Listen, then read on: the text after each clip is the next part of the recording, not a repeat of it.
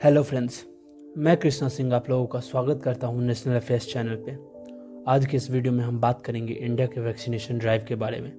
India ने vaccination drive की शुरुआत 16 जनवरी 2021 को की थी और आज जब मैं ये वीडियो रिकॉर्ड कर रहा हूँ तब तारीख है 19 मई 2021।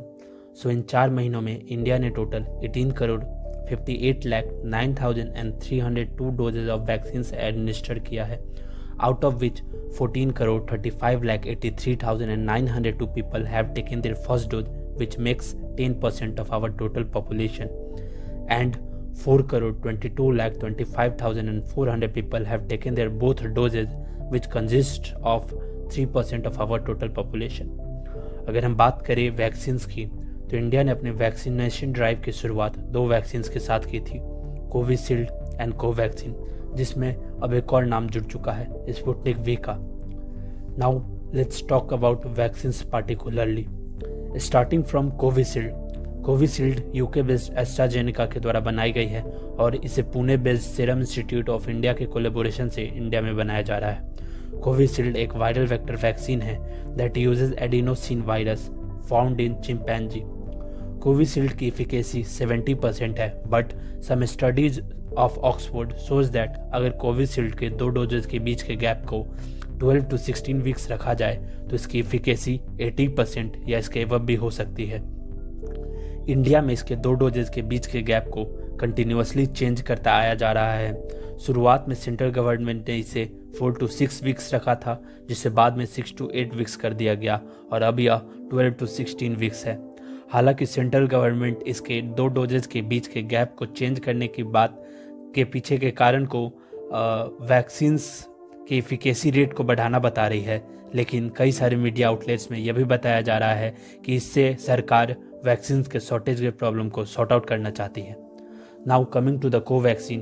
कोवैक्सीन पूरी तरह से इंडिजिनस वैक्सीन है, जिसे हैदराबाद बेस्ड भारत बायोटेक के द्वारा बनाया जा रहा है, Indian council of medical research के कोलैबोरेशन के साथ।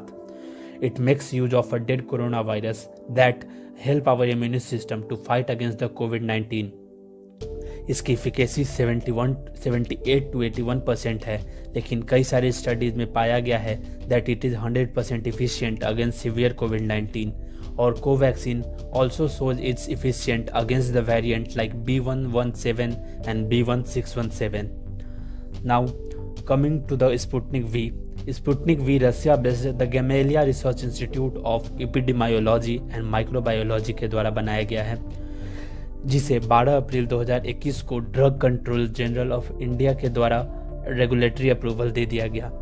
India gets first batch of 1.5 lakh doses Russian Sputnik V vaccine on 1 मई 2021 और ये कहा जा रहा है कि मई मंथ के अंत तक इसे और 30 लाख डोजेज डिलीवर किए जाएंगे, जो कि Hyderabad based doctor Reddy's laboratory को दिए जाएंगे।